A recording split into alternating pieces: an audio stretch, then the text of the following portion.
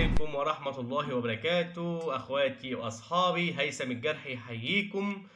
وإن شاء الله هنتكلم النهاردة عن موضوع المخدرات. في بداية الكلام أحب أوضح حاجة بس للي بيشرب مخدرات. أنت بتشرب مخدرات ليه؟ أنت عايز عقلك يغيب ليه؟ أنت عايز تفقد الوعي ليه؟ عايز تنسى؟ عايز تنسى إيه يا حبيبي؟ عايز تنسى إيه؟ المخدرات بتنسيك قد إيه؟ ساعة، ساعتين، يوم، 2 كده انت نسيت؟ هتنسى ايه بقى ولا ايه؟ مشاكل ما بتنسيش، ده بتزودها. هموم ازود. المخدرات دي دمار شامل. المخدرات دي بتدمر دماغك. المخدرات دي بتدمر صحتك بالكامل. سكان بامبو ولا حشيش ولا شادو ولا مش عارف ايه تاني، حاجات كتير. ستروكس ده معمول للتيران. هناخدها واحدة واحدة بس كده. الاستروكس ده معمول للتيران ببلاد بره عشان التيران بتهيج، فبيدوهم الاستروكس ده عشان يهديهم.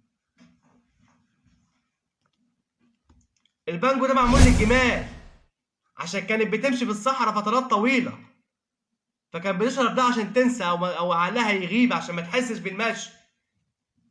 البانجو هي نباتة البانجو دي. الحشيش ده ايه؟ مصنعينه بلاد بره عشان يدمروا عقولنا ودماغنا. بتدمر في نفسك ليه؟ بتدمر في صحتك ليه؟ بتهلك في فلوسك ليه؟ هتنسى ايه بالمخدرات؟ قسما بالله ما بتنسي مخدرات شيء. شكلك بيبقى حلو وانت قاعد سكران كده في وسط اصدقائك ولا وسط اصحابك. شكلك بيبقى حلو وانت داخل على زوجتك كده سكران فرحان بنفسك. شكلك بيبقى حلو وانت قاعد تلف قدام ولادك السيجاره فرحان. شكلك حلو وانت بقى ابنك يجيب لك بفره بتروح تجيب ب 200 و300 و400 جنيه مخدرات تشتغل فيهم باي مكان ما.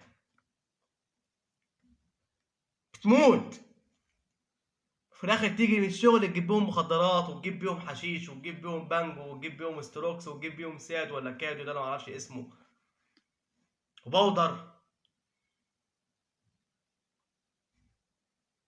بتدمر في نفسك وبتدمر في صحتك عشان تنسى. هتنسى ايه اصلا؟ هتنسى ايه؟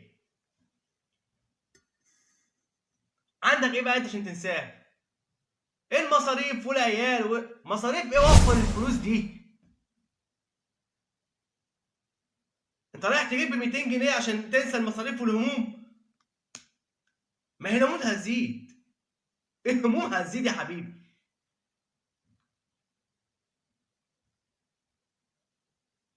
انت بتدمر في صحتك ليه؟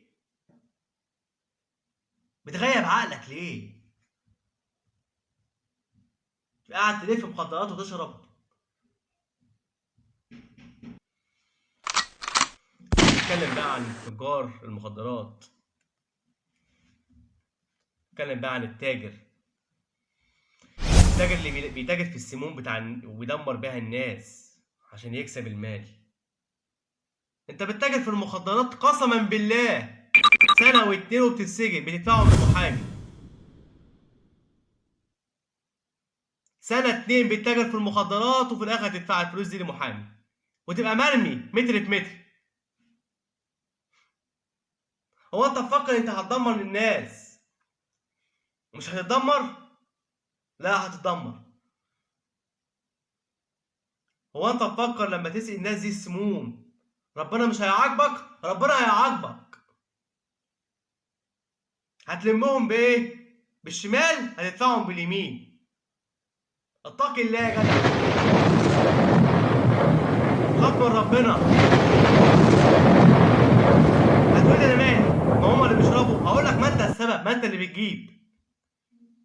ما هو اللي بيتعاطى مخدرات، ما انت اللي بتجيب المخدرات عند ده وعند ده وعند ده، هيكبر دماغه وهينسى. وانت اللي بتعمل فرح وتحط لي فيه مخدرات. ايه اللي بتعمله في نفسك ده انت كمان؟ ما تجيب اكل وتوكل الناس،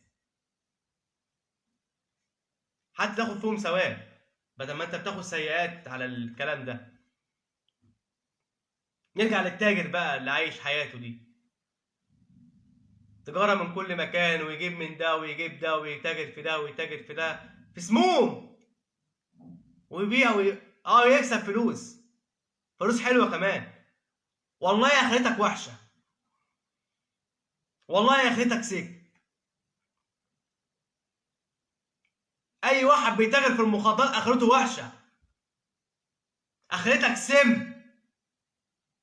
زي ما انت بتشرب السم اخرتك ممكن سم، اخرتك دمار، واخرتك نار برضو. اتقي الله في الناس. الشباب بتتدمر بسبب المخدرات، الشباب راحت. الشباب كلها بتتاجر في المخدرات دلوقتي. ده احنا في كارثه يا جماعه، اقسم بالله في كارثه. كل شاب مش لاقي شغلانه ويقول لك انا عايز اعمل اي فلوس، هوبا يجيب سيجارتين ويكيسهم ويبيعهم. هوبا يجيب مش عارف شايل ايه ويعملهم اكياس ويبيعهم. والتجار الكبار يبقى قاعدين على المكاتب والكراسي بتاعتهم في بيوتهم، عايز ايه يا ابني؟ عايز بكام؟ ب1000 ب2 اديله، بيع وهات الفلوس. يعني هو اصلا مش محتاج راس مال معاه، هو بيجيب ويبيع ويدي ويجيب. اتقي الله يا شيخ. الشباب باظت، الشباب اتدمرت، حرام. ده اللي ما بيشربش بيبيع، اللي ما بيشربش مخدرات بيبيعها. التكاتك شغاله على عينها دلوقتي. بتلاقي كل اتنين راكبين توك توك ورايحين بالتليفونات، قابلني هنا وخد وبيع الكيس وهات ليه؟ ليه بتدمروا في نفسكم؟ ده انتوا شباب صغير ليه؟ خافوا من ربنا، هتترموا في السجون، هتترموا في السجون. اخرتكم ايه غير السجن؟ او تموتوا مقتولين، او واحد يقتل واحد صاحبه عشان سيجاره. والله العظيم واحد قتل صاحبه عشان سيجاره مخدرات.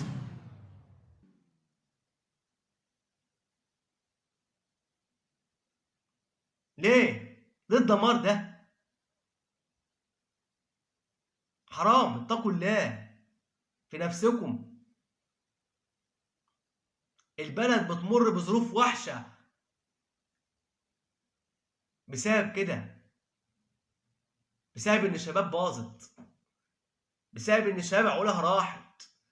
المخدرات دمرت الشباب، اللي بيتاجر اكتر من اللي بيشرب. كل شاب لابس لي شنطه وحاطط لي فيها 5 6 10 اكياس بودر ده ولا ما اعرفش اسمه ايه، وده يبيع فيهم عشان يكسب له 100 جنيه ولا 50 جنيه. خاف على نفسك. هتتجوز مين؟ مين اللي هيوافق يجوز بنته لواحد بيتاجر في المخدرات؟ محدش عارفك، ريحتك بتفوح. الوحش ريحته بتفوح. اوعى تفكر نفسك هتتاجر في المخدرات ومحدش هيعرف. اوعى تفكر نفسك هتتاجر في المخدرات ومحدش هيعرف. ريحتك هتفوح وبتفوح، ولو اتجوزت هتخلف عيال، هتبقى انت تاجر مخدرات، محدش هيرضى يعبرك ولا يناسبك. واللي متجوزه واحد بيتاجر في المخدرات وقاعده معاه تاكل عيش وملح معاه، بتاكل يا حرام يا اختي، بتوكل ولدك حرام، اخرته وحشه. بتتاجر في السم ده وبتوكل عيالك من فلوسه، اخرته وحشه. هتقول لي ما هي الحياه عايزه الشطاره وعايزه الفهلوه، مش بالحرام، مش بالسموم. ما تأذيش حد، مالكش دعوه بحد، مالكش دعوه بحد. كل واحد يعمل اللي هو عايزه.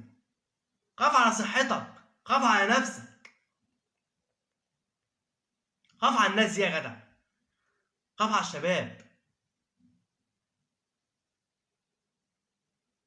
يا رب ما اكونش تقلت عليكم بس في الكلام، انا والله العظيم بتكلم كلام من قلبي. الواحد فعلا تعب اللي بيشوفه. قسما بالله العظيم انا حزين على الشباب، قسما بالله حزين على الشباب اللي بتبيع مخدرات وبيشربوا مخدرات. حرام. وفي الاخر والله، والله انت بتتاجر في المخدرات وبتتسجن، ما بيتمرمط غير اهلك. انت بتخش السجن واهلك بيتمرمطوا وراك.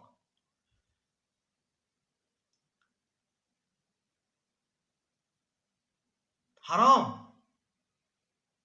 خاف على نفسك وعلى اهلك، ما تدمرش وتدورش اهلك وراك في الاماكن دي. الناس بتبقى ناس محترمه، اهله الشخص بتبقى محترمين، ويروحوا وراه السجن والله بيتعاملوا معامله قذره بسببك انت. انت اللي بتوصلهم للكلام ده.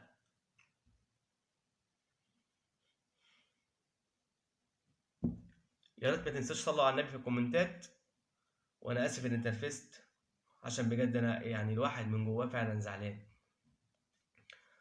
صلوا على النبي في الكومنتات، ولو عجبكم الفيديو شيروه، وما تنساش تشتركوا في القناه على اليوتيوب هيثم الجرحي، وعلى الفيسبوك الصفحه الرسميه هيثم الجرحي. والسلام عليكم ورحمه الله.